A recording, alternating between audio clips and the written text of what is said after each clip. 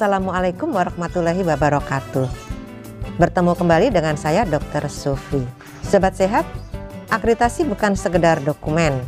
Ada 5 cara penilaian dalam akreditasi yang dikenal dengan RDOWS. Penjelasannya adalah 1. Melihat dokumen regulasi atau SK, pedoman, panduan, dan SPO. 2. Melihat dokumen bukti implementasi. 3. Observasi. Keempat adalah wawancara. Dan yang terakhir, simulasi. Ini untuk membuktikan apakah kita sudah melakukan, kerjakan yang kita tulis, dan tulis yang kita kerjakan. Channel YouTube Dr. Sofi dibangun untuk itu semua. Sebelum melihat video 223 ini, saya anjurkan Sobat Sehat melihat video tentang PPI di FKTP pada video 212 sampai dengan 222 dan video 132. Di video 223 ini kita akan membahas pengelolaan limbah hasil pelayanan kesehatan. Seperti telah dibahas pada video 216 tentang ruang lingkup PPI di FKTP, pengelolaan limbah hasil pelayanan kesehatan merupakan pembahasan keempat dari kewaspadaan standar yang merupakan lapis pertama dari kewaspadaan isolasi. Yuk kita bahas pembahasan limbah hasil pelayanan kesehatan. Apa sih tujuannya? Tujuan pengelolaan limbah hasil pelayanan kesehatan adalah untuk melindungi pasien, petugas kesehatan, pengunjung, dan masyarakat sekitar fasilitas pelayanan kesehatan dari penyebaran infeksi akibat limbah yang tidak dikendalikan, termasuk dari risiko cedera. Lalu, apa saja jenis dan pengertian limbah? Kita bahas satu persatu. Jenis dan pengertian limbah.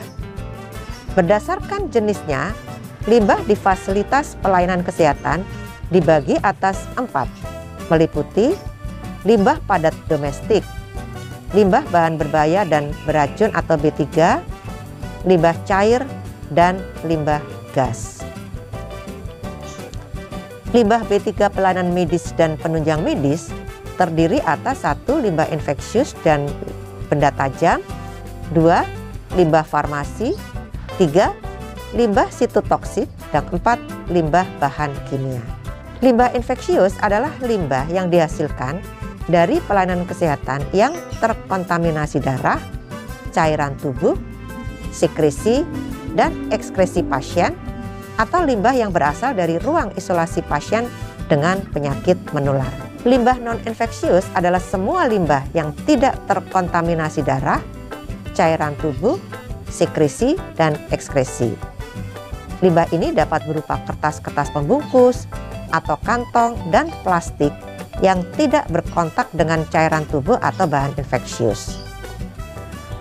Limbah benda tajam adalah objek atau alat yang memiliki sudut tajam, sisi, ujung, atau bagian menonjol yang dapat memotong atau menusuk kulit, seperti jarum suntik, perlengkapan intravena, pipet pasteur, pecahan gelas, dan pisau bedah.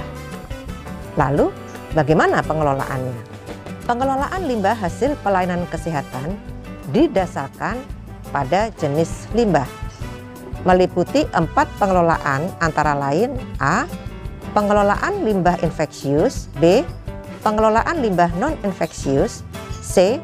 Pengelolaan limbah benda tajam, D. Pengelolaan limbah cair. Yuk kita bahas satu persatu. Pertama, pengelolaan limbah infeksius. Pengelolaan limbah infeksius meliputi beberapa hal. Pertama, limbah infeksius dimasukkan ke dalam tempat yang kuat, tahan air, dan mudah dibersihkan dengan kode infeksius atau medis. Di dalamnya dipasang kantong berwarna kuning atau jika tidak memungkinkan maka diberi label infeksius. Kita lihat di video gambar 17 contoh tempat limbah infeksius. Kedua, penempatan limbah infeksius diletakkan dekat dengan area tindakan atau prosedur tindakan yang akan dikerjakan. Ketiga, limbah infeksius juga sudah menempati 3/4 kantong sampah segera diangkat dan diikat kuat dan tidak boleh dibuka lagi untuk mengeluarkan isinya guna menghindari risiko penularan infeksi. Selanjutnya, dibawa ke tempat penampungan sementara. Tempat limbah dicuci dengan menggunakan larutan deterjen atau disinfektan sesuai instruksi pabrikan, lalu dikeringkan. Selanjutnya dipasangi kembali kantong plastik kuning yang baru. Keempat, limbah infeksius, patologis, benda tajam harus disimpan pada TPS atau tempat penyimpanan sementara dengan suhu dan lama penyimpanan sebagai berikut. Pada suhu lebih kecil atau sama dengan 0 derajat Celcius dalam waktu sampai dengan 90 hari. Jika suhu 3-8 derajat Celcius dapat disimpan sampai dengan 7 hari. 5. Limbah yang sangat infeksius seperti biakan dan persediaan agen infeksius dari laboratorium harus disterilkan dengan pengolahan panas dan basah seperti dalam autoklaf sebelum dilakukan pengolahan. 6. Limbah padat farmasi dalam jumlah besar harus dikembalikan kepada distributor atau gudang farmasi kabupaten kota. Sedangkan bila dalam jumlah sedikit dan tidak memungkinkan dikembalikan, dapat dimusnahkan menggunakan insinerator atau dikelola oleh perusahaan pengolahan limbah B3 atau memusnahkan sesuai ketentuan peraturan perundang-undangan. 7. Limbah sitotoksik sangat berbahaya dan dilarang dibuang dengan cara penimbunan atau landfill maupun dibuang ke saluran limbah umum. Pengolahan dilakukan dengan cara dikembalikan ke perusahaan atau distributornya atau dilakukan pengolahan dengan insinerator pada suhu tinggi 1000 derajat Celcius sampai dengan 1200 derajat Celcius untuk menghancurkan semua bahan sitotoksiknya. Kedelapan, pengolahan limbah kimia biasa dalam jumlah kecil maupun besar harus diolah ke perusahaan pengolah limbah B3. Bahan kimia dalam bentuk cair sebaiknya tidak dibuang ke jaringan pipa pembuangan air limbah karena sifat toksiknya dapat mengganggu proses biologi yang ada dalam unit pengolah air limbah atau IPAL. 9. Pembuangan akhir limbah infeksius dapat dimusnahkan dengan insinerator atau bekerja sama dengan pihak ketiga. Jika bekerja sama dengan pihak ketiga, maka pastikan mereka memiliki perizinan, fasilitas pengelolaan limbah sesuai dengan peraturan perundang-undangan. Berikutnya yang kedua adalah pengelolaan limbah non-infeksius. Adapun pengelolaan limbah non-infeksius meliputi: pertama, limbah non-infeksius atau non-medis ditempatkan dalam tempat yang kuat, mudah dibersihkan pada tempat sampah berlabel limbah non-infeksius. 2. Tempatkan kantong plastik berwarna hitam atau kantong plastik dengan label non-infeksius. Kita lihat di video gambar 18, contoh tempat limbah non-infeksius. Hitam dan plastik hitam.